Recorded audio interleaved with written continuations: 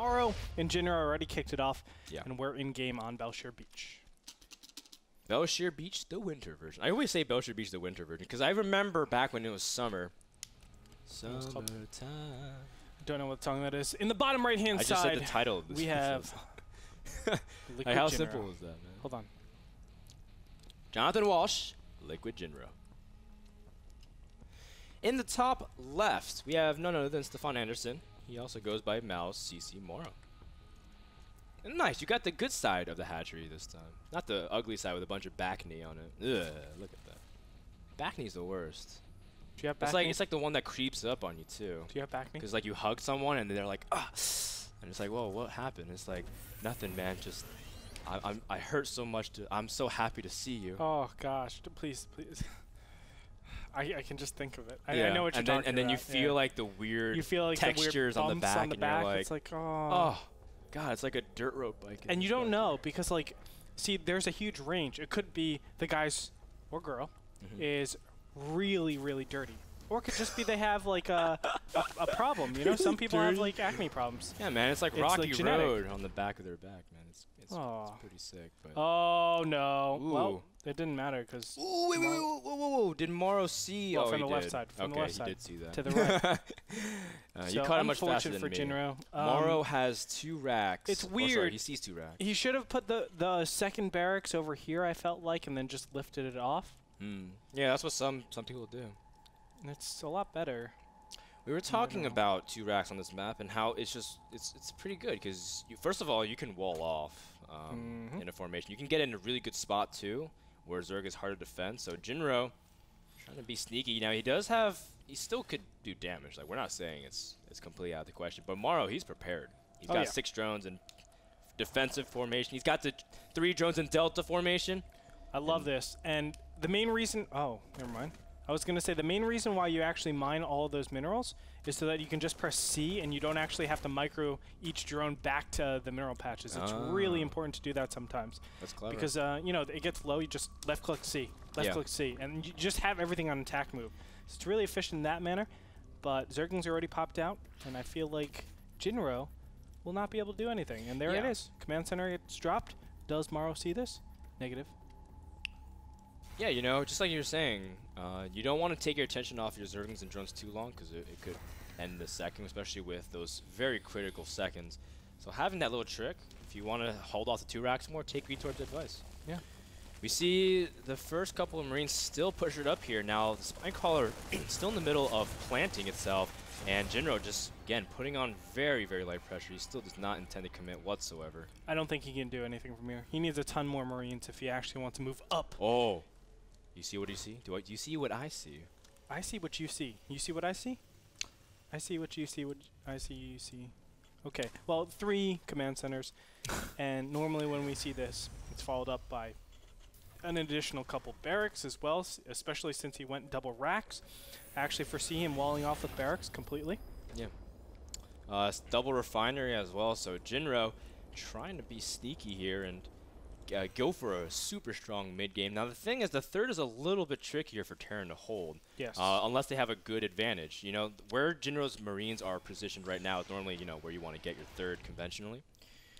But unfortunately, you know, it just makes yourself more exposed. The engagement spots are very, very wide open. And the whole idea is that Zerg can also, I mean, if you go for the bottom center expansion, that one's a little bit hard to secure as well.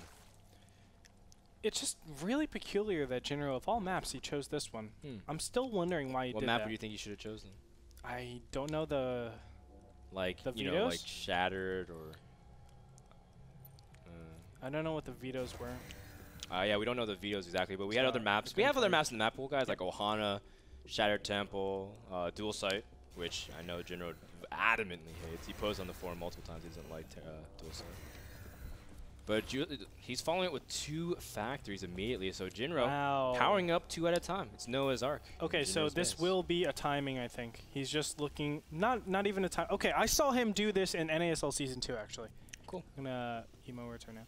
So what he did the whole game, and it was actually against Morrow, it was Marine Hellion. That's all he did the whole game. Right. And it's really strong, and it really keeps up with the amount of minerals that you will start making just because you have 3 command centers and you're able to triple mule. Look at the income tab. It's going to be significantly higher than your opponent every single time you have 3. It is Hellions, you're right. So it's going to be some sort of, yeah, there you go. Marine Blue Hellions. Flame Hellion, Marines. He's going to get combat shields or stim. It should be stim. Combat shields is a little bit silly because, well, it is. Because it is. Because you want to dodge banelings, man. You don't care about. Well, I guess the idea is that stim will take so long he can't align any kind of timing with Marine Hellions, and Morrow is sticking on Zergling. Now, keep in mind that oh wow, this one Overlord you see in the bottom right, he's in containment right here. Yes. I do want to say, like, Jinro is doing the perfect build against what Morrow is doing. This is like the most spectacular thing you could expect when your opponent is investing heavily into Zerglings and you're about to get Blue Flame Hellions. Yep. You can 2-shot them for quite a long time until they get that +1 Carapace. Even when that happens, you just get your +1 attack and you're good for another upgrade, I believe. But going Marine Hellion against Zergling Muta in this beginning stage is a wonderland. John Mayer would even be jealous. It's that big of a wonderland. Well, Morrow did start his Baneling Nest just now, and his Baneling Nest and his Spire, excuse me, and that gives Jinro a thin window if he really wants to hit with these Marines and Hellions. But of course, oh wow, it is combat shield though. Yeah, he has combat shield. Wait, you didn't see that? I said like, oh, it could be stim or combat shield, right? Yeah. And you're like, oh, it shouldn't be combat shield, and then well, I'm absolutely wrong. Yeah. So he's gonna go for positioning more than micro. He can't afford to have his Marines caught at all. Oh no, not the Hellions, not the Hellions. Or what the? Morrow decided to let it. God, what?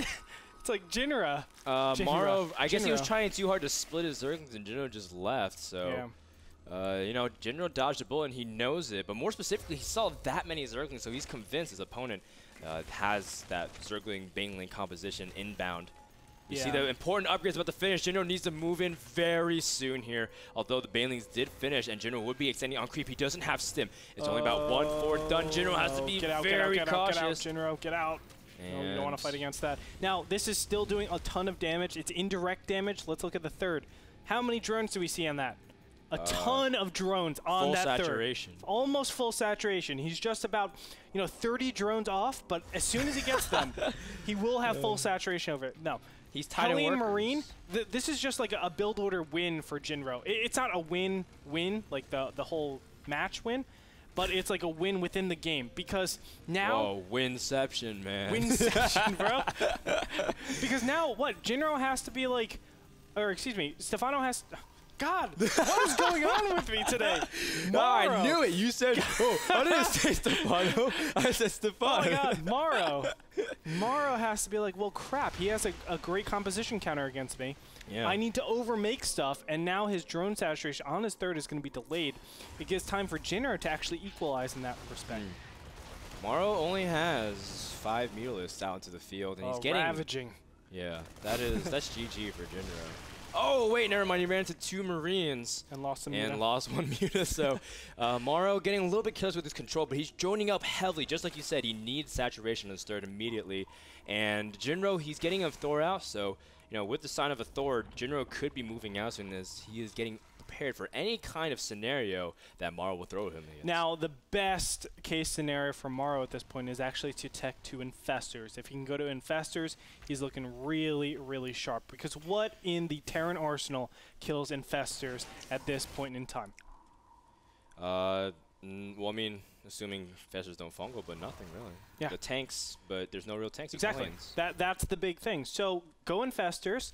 And what that does, it forces the Terran to just relax a little bit, wait until they get siege tanks, and then you can tech switch yet again. What is this? Jinro's not making 1 Thor, but 3. And getting up his vehicular plating. 3-base timing then. Wow. Or, you know what, right now Morrow gearing up to see if he can snipe some of that economy at the third. Jinro's in pretty good position to defend it.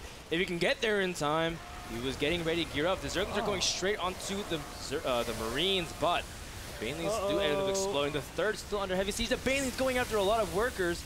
And at the end, Morrow does kill 18. Oh, and Jinro is actually switching to mech. Excuse me, I can't believe I missed this. Well, I saw it a little bit ago. Actually. Yes, it is Marine mech, but that's a ton of Thors. Now, what Jinro needs to do is start getting some SCVs. He wants to do non-stop SCVs so that they can become expendable. Right now he's at 55, so it's not really possible, but here we go. Counterattack coming in here. Oh no, Jinro! Oh, he left the front door open, and the Zerglings are in, and that is going to be a facepalm moment for Jinro. He needed to keep that up, and he immediately starts evacuating his SCVs. He's pulling his door, and this is exactly what Morrow needed to call back some more time so we can hold off for the push. In the meantime, a lot of Zerglings and mutants are starting up over at the natural third, wherever the heck that is. He's picking off the armories as well and really limiting the upgrade. And oh man, does he get it? One? Yes, there he goes. He's gonna try to get both of them. He should. He knows that his opponent's trying to go mech. Oh, but he doesn't want to leave his mutas in there for dead. He's trying to pick off some supply depots that have the call down supply as well. Great decisions here from Morrow. He's showing why he is really good at ZVT. Oh man, and Jinro, it's turning from bad to worse, man. I mean, he had a really nice advantage over there with the fact that oh wow, he's not taking these mutas cleaned up seriously. everything. No, he's not. Wow, and he's gonna be able to pick off things like the Marines, the engineering bays, and the armory too. If Morrow's gonna pay attention, he's too busy worrying about the push back here though. Jinro's going for a counterattack, but he's splitting up his army. Some of his one Thor. This does not bode well for Jinro. The Baneling's gonna roll in here. Sim Marines are gonna back up for now.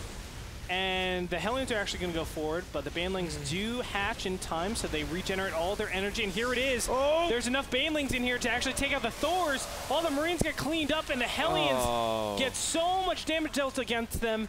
And there it is. GG, ladies and gentlemen. Morrow will take it 2-1.